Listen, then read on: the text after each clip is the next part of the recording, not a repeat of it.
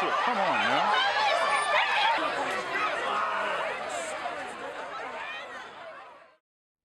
Last night on the Ole Miss campus, University Police was notified that students had left their residence halls and engaged in what is now being called a protest of the presidential election. More than 400 students took part and 2 arrests were made, one for public intoxication and the other for failure to comply with police orders. Eyewitness accounts of the incidents vary, but no violence, injury, or property damage occurred. And I've often said to parents that something could happen on our campus and make the New York Times, and something can happen on another campus and never even make the local newspaper. Not saying it's fair, but it also makes us have to respond, and makes us have to work hard to make sure we have the policies and the practices in place to be the best university we can be.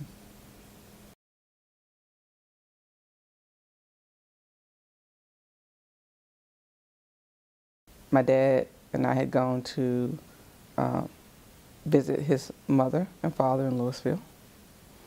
On the way back, we're coming through Ackerman, and I saw an ice cream sign, and I asked my dad to stop for ice cream. My dad ordered ice cream, and the gentleman behind the counter says, "We don't serve the N-word here." I look at my dad because I thought my dad could do anything. And he said, "Well, sir, we'll take it from the back." And the gentleman replied, "We don't serve the N-word from anywhere." And that's when the day he had to explain to me what had happened and why. And Martin Luther King said there's a day, just like with a white parent, that every parent actually fears the day they have to explain sex to their kids and what it means. But there's a greater day that every African American parent knows they don't have to explain to their child what racism is.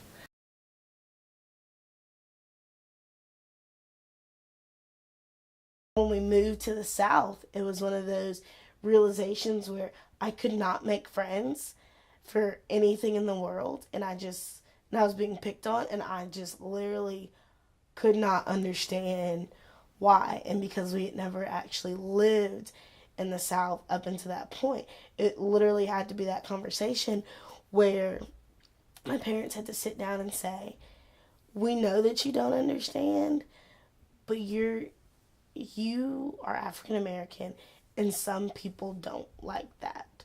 And I'm like, "Well, what do you mean? These people are friends with me at school, and they talk to me at school, and they're my friends when we're at school." And they're like, "We understand that, but when they go home, it's another story." So I think for that moment, especially for my dad, because no one wants to tell their daughter that the reason that they don't like you is because you're a different race from them. To have sat down with me and tell me that, and it essentially, rocked my world, to be able to come back, 10 years later and say, "You know what? Doesn't matter anymore."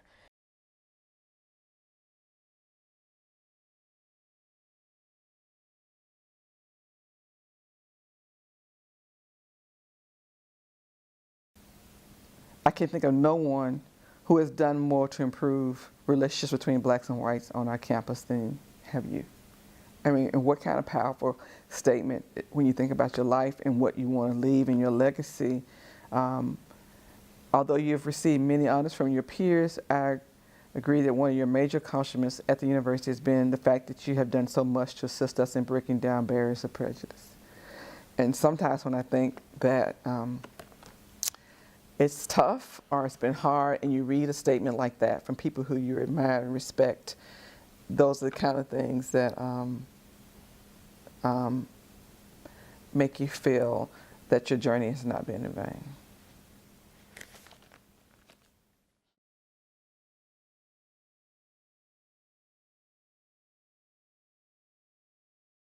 I understand that it's a big deal to be homecoming queen, to be the first African American homecoming queen. But for me, I still feel like a pretty normal person. And for me, it was, I can't believe the student body just did this. It is truly a blessing to be able to stand in the same spot on the steps of the Lyceum where people were rioting, there were tear gas, people were dying, right around the same area where you announce your first African American homecoming queen. I think the election definitely shows that Ole Miss has made steps forward and that not everything is based on the color of your skin, and even moving far beyond the color of your skin, of what you look like, and whether you have long hair, short hair, coarse hair, black, white, size 2, size not 2. Like, I think it showed everyone that you gotta give us a little bit more credit. Just a little bit. That it's not the place that it was 50 years ago.